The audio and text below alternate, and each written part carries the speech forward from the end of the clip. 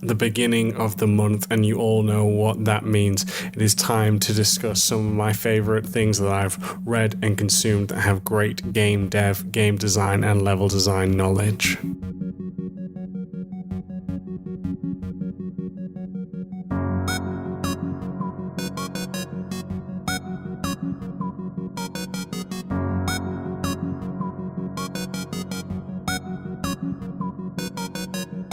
Hey everyone, I hope you're well, playing and making the games that you all love. You're joining me, your host, Max Paz. Absolute pleasure to be chatting with you all, and like I said, I do hope that you're all A-OK. Thank you very much for joining me. As we all know, it is the beginning of the month, which means one thing and one thing alone for us, which means it is time to discuss many other amazing resources out there for you to learn and grow from. Because after all, I do not know everything, and it's always great to shine a light on those others who are sharing great information to help us all learn and grow. So it's an absolute pleasure, again, to be discussing that with you now. For those of you who don't know, maybe you're new to the show, this is where, as I said, I get to share information that I have consumed and believe that are really helpful to help all of us around learn and grow. So without any further ado, let's actually get into it. So the first very one is on Gamasutra, an interview with Mateusz Tomaszkiewicz, or as he's aptly known as Matty. Matty is the quest director at CD Projekt Red, working on an array of games from that of Witcher 3, I believe he's on Witcher 2 as well, to Thronebreaker, and now currently Cyberpunk 2077. And it's him breaking down the evolution of the quests and how they've changed throughout each game, what they have learned, taken away, like we said, we spoke about from Witcher 3 to Thronebreaker to now currently Cyberpunk, and all of these different kind of learning curves. Obviously different games have different challenges, but how do they still keep their quests meaningful and impactful despite either the genre or the entire change up of the game's perspective? All of these come into telling great stories. So Matty is an absolute knowledgeable beast when it comes to design, especially quest design. He's a very, very nice fellow. I really can't say a bad word about him, but as I said, it's not me interviewing him, it is actually on through Gamasutra. So again, another great place to get this information. I should have stated actually from the beginning, all of these will be in the description down below, where you can go and get a link and click through on to these amazing resources. Now, he talks about a fair few different things, whether that's been from the implementation side, whether that is from pacing, all of these kind of elements that play into quest design. There is a lot of thought, as you would imagine, especially coming from such a respected studio that always delivers high-end quests, and especially in terms of story and gripping narrative. So you know that these are words you can trust. I said Matty's been in the industry for a while now as well. Very nice guy and a lot of stuff to take away. I've read it through personally and I really did enjoy that. So yes, if you are looking to help increase the narrative side of your levels or wanting to be a more mission or quest designer, then there is no better place to learn from this man himself, Matty Tomaszkiewicz. Now that was the very first one. Now we're going to go on to the second resource that is coming to us from Game Array. Game Array is a really cool channel which does very bite-sized design videos which I really enjoy, really well edited and put together. And basically he comes across and talks about how Persona 5 makes relationships, one, manageable but also meaningful, and talking a little bit about how they use the actual time limitation itself to make and craft more meaningful relationships. The fact that you can miss some of these beats or maybe not even progress all the way through. Now, there are definitely ways that you can progress with every relationship. However, the only issue with that is that you're more, especially in your first playthrough, is that you're probably going to be looking up through a guide to check how to do this. But again, it's about the management. I think it's a really important element, because also what Atlas does with these games is especially that you will gain certain things, whether it be discounts or maybe certain abilities, by leveling up your relationships, so they make those relationships come meaningful. I thought that was a very cool topic to discuss about. As I said, great videos, bite-sized chunks. This one's only just under 6 minutes, really enjoyable, and just if you haven't subscribed to Game Array, I do recommend that you check him out. And I don't know if there's more than one, but check them out, as it is a great channel for them all. At Level Design Lobby, we believe everybody has a story to tell. Hobbyist or student, freelancer or veteran, we made it our mission to unite those who share our passion for creating and developing great games. Thanks to our generous Patreon backers, we've been able to do just that. So if you've already pledged your support, thank you. If not, you too can ensure the future of Level Design Lobby, helping us to create even more exciting content, collaborations, interviews, and much more. With awesome perks and rewards, whether you're a seasoned professional or just getting started, you're sure to find something for you. Want to share tips, tricks, and advice with passionate, like-minded developers? Our awesome community Discord has you covered.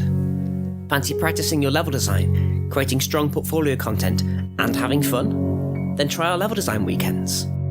Or perhaps you want to individually discuss your work, hone your skills, or level up your career? Then consider our one-on-one mentorships. If you share our vision, then go to patreon.com/Level Design Lobby for more information and to pledge your support. Thank you.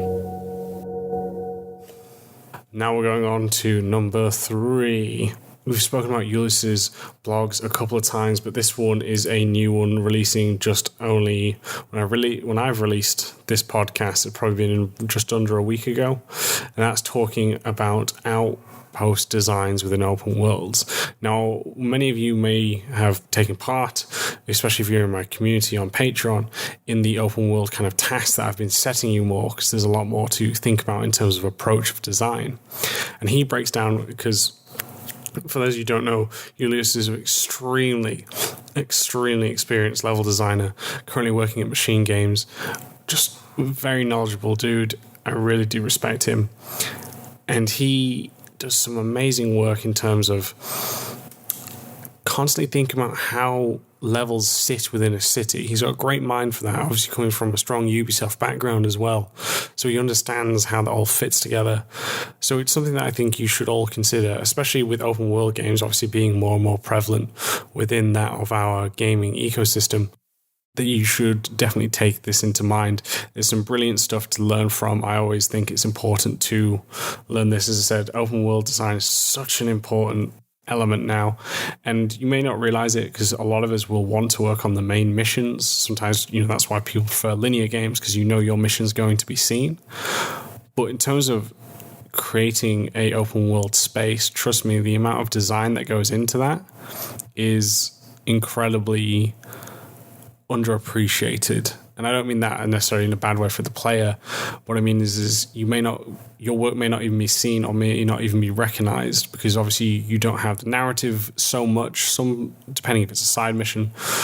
But to say that they said that sometimes is a bitter pill to swallow, but you never know in terms of who's going to see it. But you also get a little bit more freedom because you don't have so many people involved with it.